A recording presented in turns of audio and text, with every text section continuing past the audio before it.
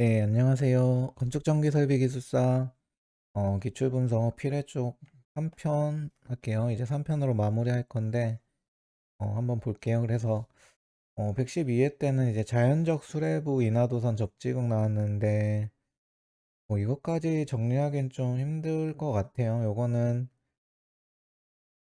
어, 시공에 대한 건데 우리가 LPS 쪽에 해설서를 보면 요 자연적 수레부 인하도선 접지극에 대한 게 뭐 자연적이란 게 뭐냐면 저희가 뭐 그런 건축물에 프레브가 뭐 설치하고 인하도선을 설치하고 지극을 설치하잖아요. 근데 요거가 이제 결국에는 요쪽이 도전성으로 해서 낙뢰에 대해서 통로를 만들어주는 개념이잖아요.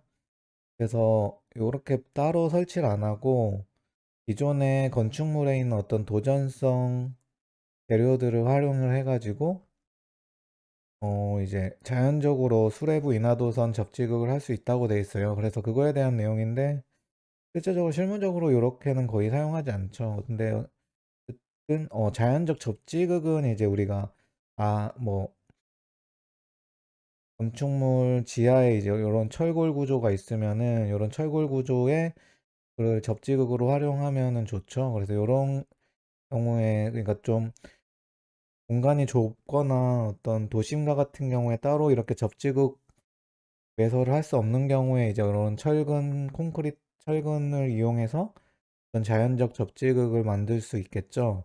그리고 지붕의 어떤 고전성 부분을 이제 수레부 튀어나와 있는 부분을 수레부로 활용할 수도 있는 거고 이 부분은 좀 적기도 힘들고 좀 난해한 부분이죠. 그래서 웬만하면 이런 건 안 적는 게 좋고요. 그래도 뭐 공부하신 분들은 정리하면 좋고 그 정도로 넘어갈게요. SPD도 최근엔 안 나왔는데 한번 나올 때 됐을 것 같아요. SPD도 설계 쪽이랑 시공 쪽에 좀 볼 게 많은데 SPD는 정리하셔야 되죠. 이건 하셔야 되는 거고 SPD도 여러 형태로 나올 수 있는데 여기서는 이게 뭐냐면은 어떤 SPD 어떤 삼상을 기준으로 SPD를 어떻게 설치하느냐에 대한 문제예요. 그래서 우리가 이런 거 있어요. CT1, CT2 해서 이게 뭐냐면은 요런 L1, L2, L3, N상이 있잖아요. 그러면은 SPD를 이렇게 병렬로 다 연결할 수가 있는 거예요. 이렇게 묶어서 접지를 하면은 여기 SPD 요 앞에 이런 디스커넥터 장치가 있고 요게 이제 CT1이에요. 그리고 SPD를 요 아래 그림처럼 N상에는 안 하고 이제 묶어서 이쪽에 SPD를 하는 경우가 있어요. 이걸 CT2라고 하고 그래서 우리나라는 지금 CT2로 하게 돼 있어요. 어쨌든 요 두 개에 대해서 또 보는데 우리가 보호 모드별 공칭 방전 전류와 임펄스 전류 설명하라는 게 뭐냐면은 우리가 CT1, CT2일 때 요 SPD에 뭐 공칭 방전 전류가 됐든 임펄스 전류가 됐든 요거에 대해서 정해진 규격이 있어요. 그래서 그거를 물어보는 문제인데 기본은 우리 공칭 방전 전류는 이제 5카가 기본이 되고 임펄스 전류는 12.5카가 기준이 돼요. 그래서 되게 복잡해서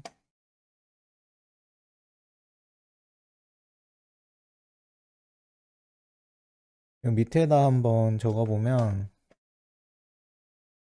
요게 일단 뭐 임펄스 전류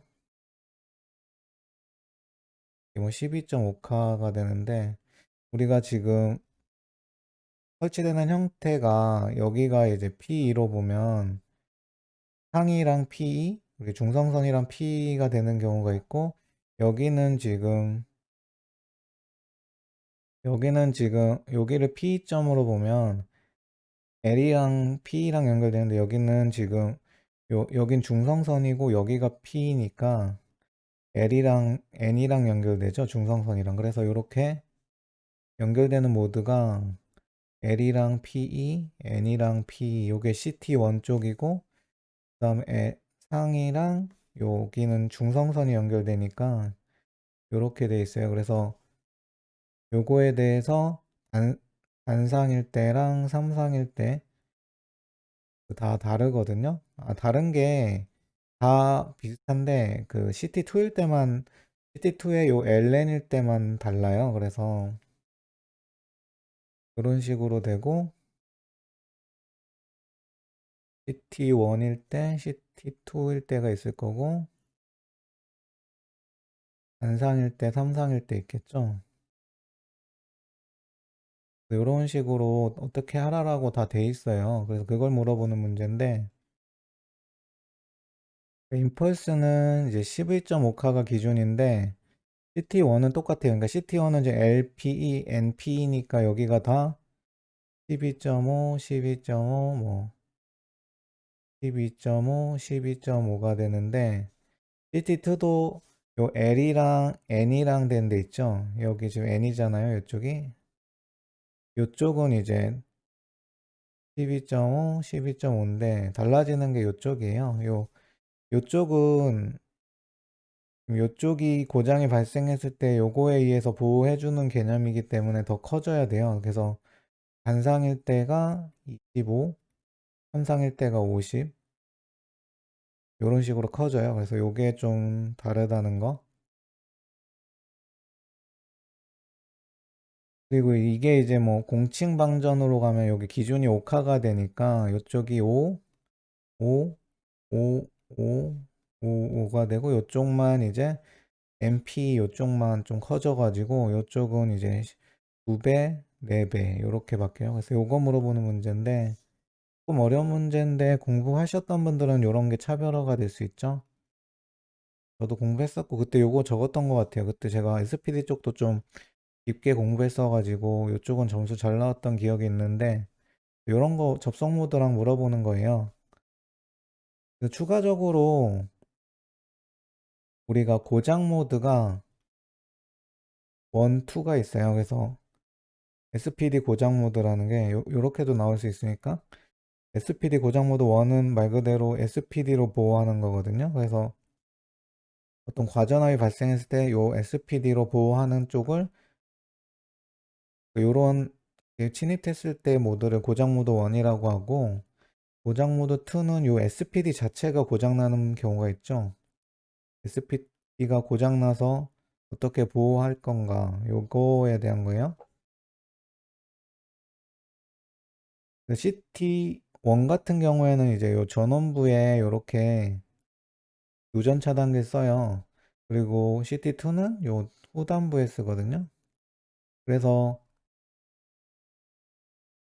이게 CT1 같은 경우 왜 전단에나 쓰냐면 여기에 뭐 고장이 나면은 한쪽이 뭐 고장이 난다는 게 이쪽이 평상시 오픈돼야 되는데 요 전류가 흐를 수 있잖아요. 그럼 요렇게 지락이 걸릴 수 있으니까 그때는 요 보호해 줄 수 있는 게 없죠. 그래서 누전 차단기를 앞에다 설치해서 누전 차단 1차적으로는 요게 절연이 깨졌을 이상이 생겼을 때 요 앞에 우리가 디스커넥터가 있어 가지고 얘가 동작해 가지고 보호할 수 있는데 만약에 요거가 1차적으로 보호가 안 됐을 때는 요 전단에 누전 차단기가 있어야 요 지락 경로에 대해서 보호할 수가 있는데 요 단점이 뭐냐면 누전 차단기로 보호를 한 단계까지 가면 전체 전원이 끊길 수 있죠. 그래서 CT1은 잘 안 쓰고 CT2를 쓰게 되면은 지금 요 N상에 걸리는 게 아니라 요 P상에 걸리잖아요.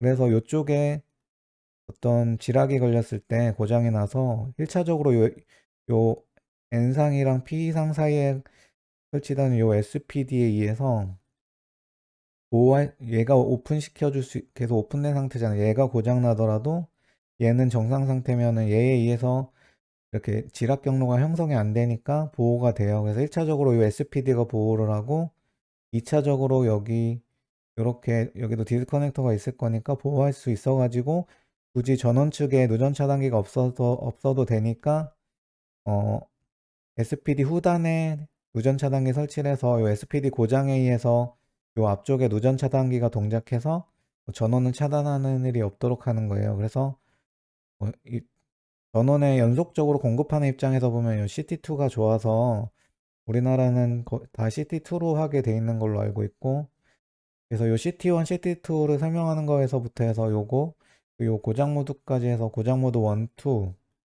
요게 한 세트예요. 그래서 요렇게 나올 수 있으니까 알아두시면 돼요. 그리고 요런 피레 시스템 설계 시 고려사항 요런 것도 나올 수 있죠. 그래서 요거는 이게 풀기 나름인데 이거를 어떻게 풀 수 있을까요? 요 피레 시스템이니까 요게 애매한데, 여기 피레기 설계로 가야 되는 건지 아니면 우리가 계속 봤던 외부 내부 피레 시스템 있잖아요.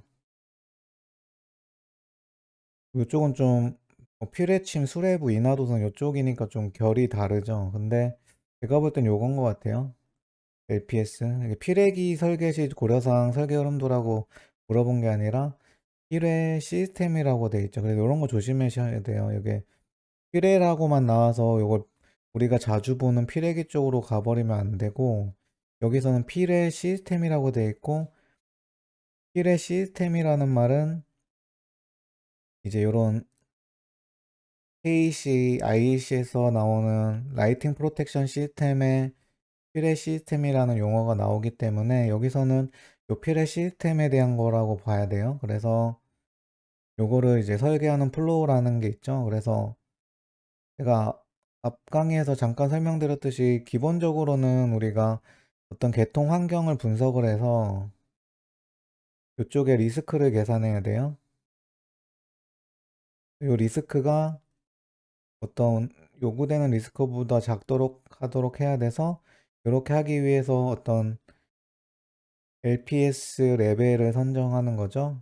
LPS 1, 2, 3, 4. 그러니까 이쪽으로 갈수록 더 제한을 엄격하게 해야 돼서 더 이제 높은 전격의 것을 사용해야 되고, 어쨌든 LPS 레벨을 선정을 해서 설계를 들어가는 거죠. 그래서 외부 피레 시스템의 설계를 해야 되는데, 이쪽에 우리가 세 개가 있죠.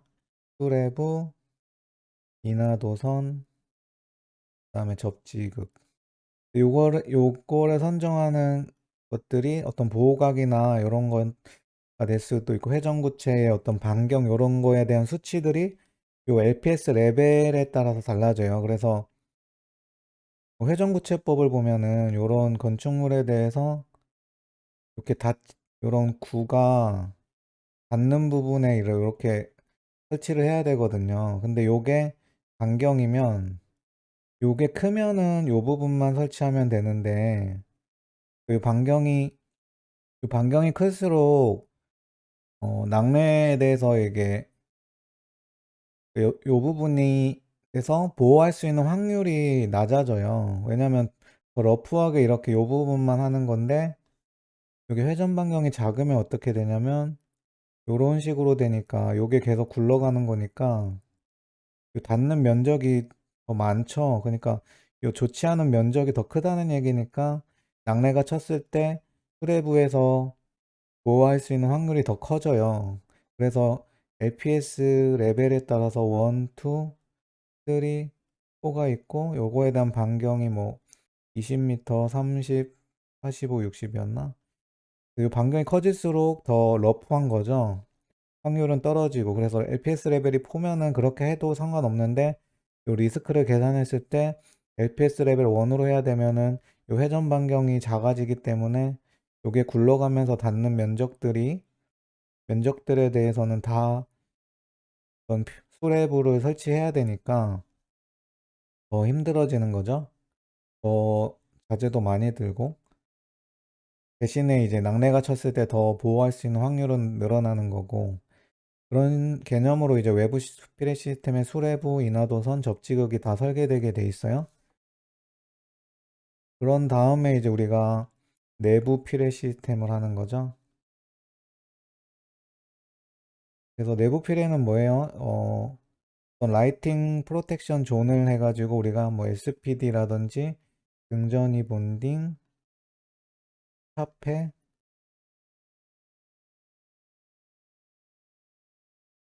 요거를 통해서 이제 하는 거죠.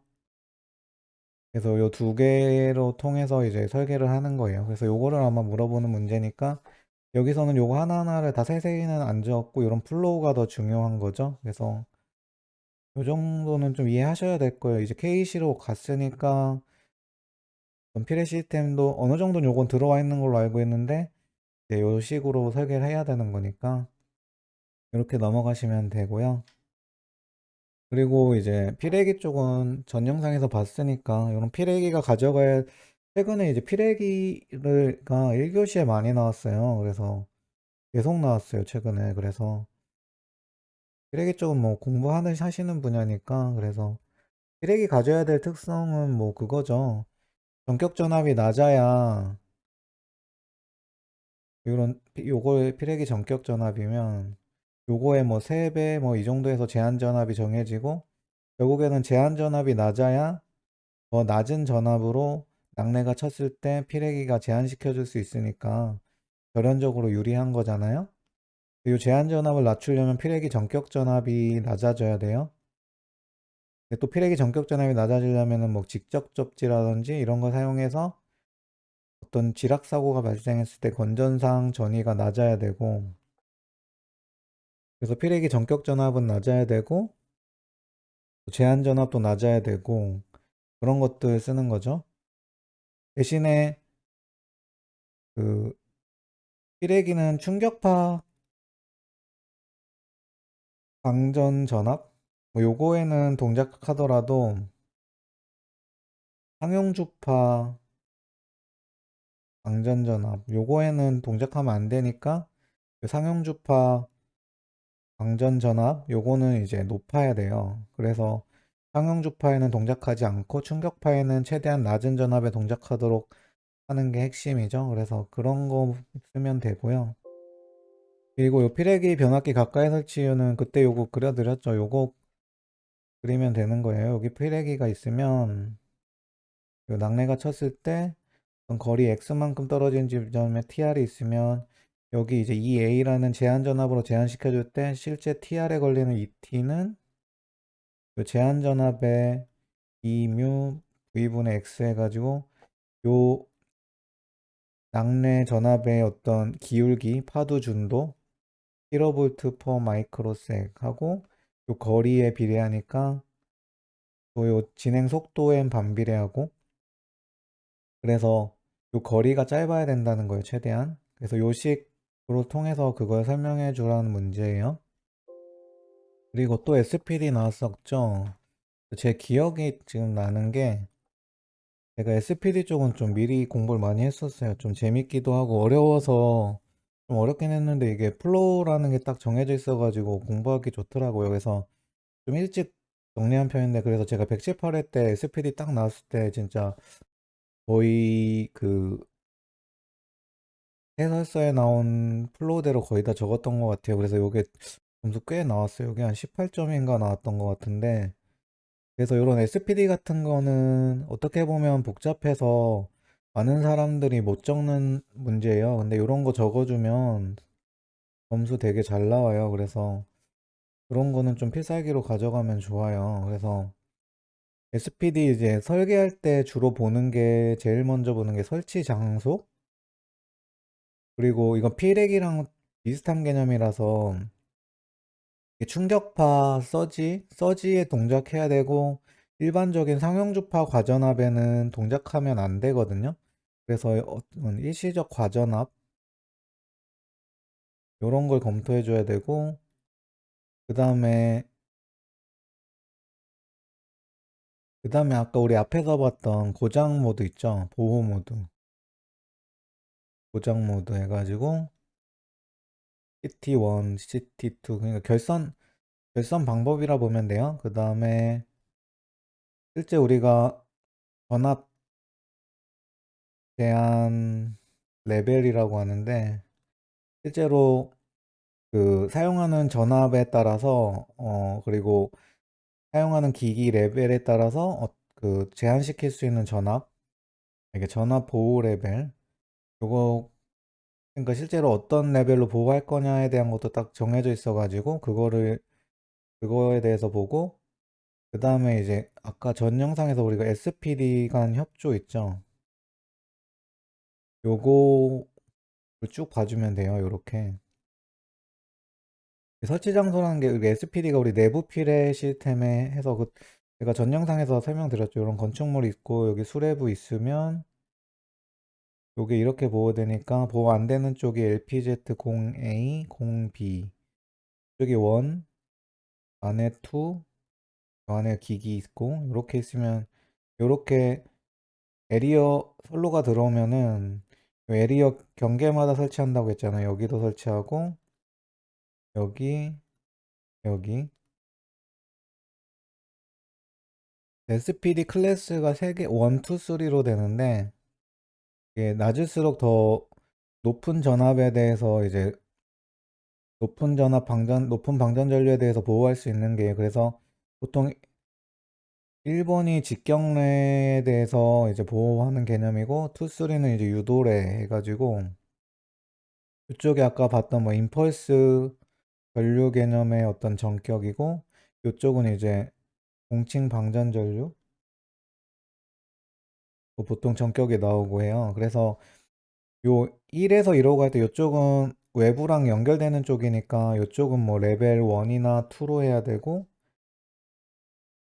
요 안쪽은 이제 어느 정도 감소돼서 들어오는 거니까 유도례 쪽이니까 여기는 뭐 2나 3 레벨 여기도 2나 3 레벨 이런 SPD 클래스를 선정할 때 기준이 되는 게 요 설치 장소예요. 그래서 그거를 요런 라이팅 프로텍션 존에 의해서 결정하는 걸로 돼 있고 그거를 설명 쭉 해줘야 되고 그리고 이제 접지 계통에 따라서 좀 깊게 들어가면 안 되고 이게 다 내용이 나와 있어요. 그래서 보시면 되고 요거 볼 때 좋은 게 그 전기안전공사에 보면 요 SPD에 대한 그 검사 기준 그게 구글에 치면 나오거든요. 그게 좀 자세히 잘 돼 있어요. 그래서 그거 보면 좀 잘 나와 있고요. 그래서 요게 어쨌든 접지 계통이나 어떤 지락 사고의 종류 뭐 이런 거에 따라서 이게 어 루트 300까지 그 일시적 과전압이 커질 수 있죠. 그래서 보통은 이제 그래서 일시적 최대 연속 사용 전압이라고 해요. 최대 연속 사용 전압. 그러니까 요 전압 이상이 되면은 SPD가 동작을 해버리니까 요게 1.1 뭐 U0 보통 요 정도 하는데 경우에 따라서 이게 루트 3 U0까지 되는 경우가 있고 뭐 요런 것들 적어줘야 되고 아까 그 보호 모드 고정 모드 있죠. CT1, CT2 그래서 요것도 해야 되고 그리고 요 전압 보호 레벨은 우리가 건축물 안에 뭐 이렇게 되어 있잖아요. 인입부의 어떤 변압기가 될 수도 있고 어떤 수배 전반 쪽이 될 수 있죠. 이쪽이 직경례랑 가장 가까운 쪽이니까 제일 높은 전압에 견뎌야 되고 그 다음에 어떤 분전압 쪽이 될 수도 있고 그 다음에 어떤 우리가 일반적으로 사용하는 조명기구나 뭐 동력기구 이런 게 될 수도 있고 또 그 콘센트에 연결되는 어떤 제일 내량에 취약한 전자기기나 그런 민감한 기기들이 있겠죠. 그래서 그거를 카테고리로 나눠요. 그게 이제 1, 2, 3, 4로 나뉘어서 이렇게 되고 요 카테고리별로 기기들이 버텨야 되는 임펄스 내량이 정해져 있어요. 이게 킬로볼트 단위인데 뭐 220볼트 기준으로 하면 이쪽이 4.5, 1.5, 0.8 요 정도 돼요. 그러면은 SPD는 요게 임펄스 내전압이니까 요거보다 높게 전압이 걸리면 얘네들이 절연이 깨질 수 있으니까 임펄스 SPD의 요 전압 보호 레벨은 요거보다 살짝 낮아야 되죠. 요렇게 요 기기가 갖는 임펄스 내전압보다 낮게 해줘야 되죠.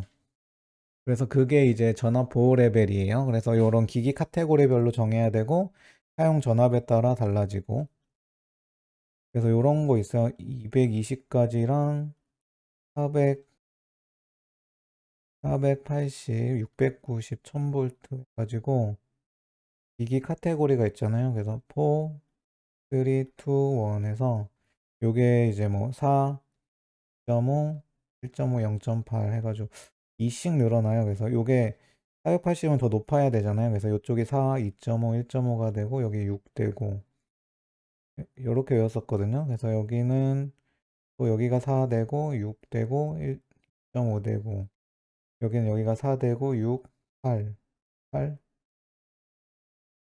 12였나? 뭐 이렇게 해가지고 이게 이제 임펄스 내전압이니까 220의 SPD는 전압 보호 레벨이 이쪽에는 지금 임펄스 내전 4니까 뭐 2.5짜리 써가지고 2.5까지만 제한시키면 요 내전압은 4kV니까 보호가 가능하죠. 이런 식으로 SPD의 전압 보호 레벨은 요 임펄스 내전압 레벨보다 낮은 등급으로 선정을 하면 돼요.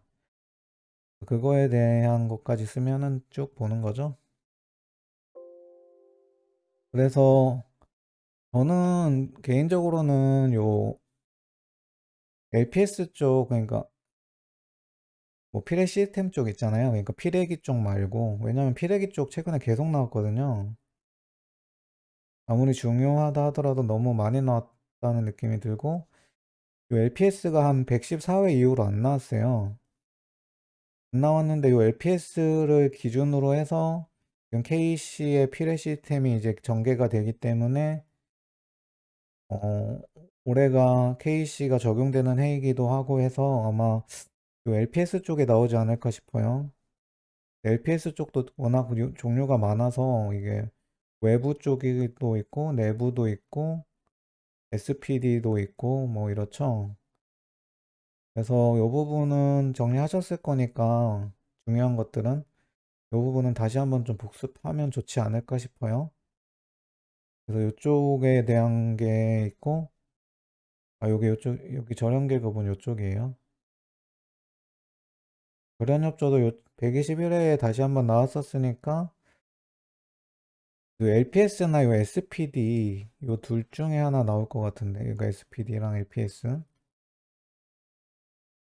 쪽이 좀 나올 수 있을 가능성이 있을 것 같아서 KC 쪽이기도 하고 좀 준비해 두시면 좋지 않을까? 요 LPS랑 SPD가 좀 어려운 편이죠. 요게 IEC에서 오다 보니까 또 낙뢰라는 거 자체 개념 잡기도 힘든 상태에서 어떤 플로우에 의해서 정해지는 분야이기 때문에 대신에 요게 공부가 돼버리면 되게 좋아요. 요거 쓰는 사람이 쓸 수 있는 사람이 별로 적기 때문에 다른 문제들에 비해서 그래서 뭐 필기를 적을 수 있는 사람은 많을 수 있어도 요런 LPS나 SPD를 적을 수 있는 사람은 생각보다 적을 거예요. 그러면 요 부분을 적어주면 점수 높게 나오죠. 제가 계속 뭐 60점 이하 나왔던 시험에서도 요 필에나 SPD 쪽은 제가 계속 공부를 많이 했었어 가지고 요 부분 적었을 때 점수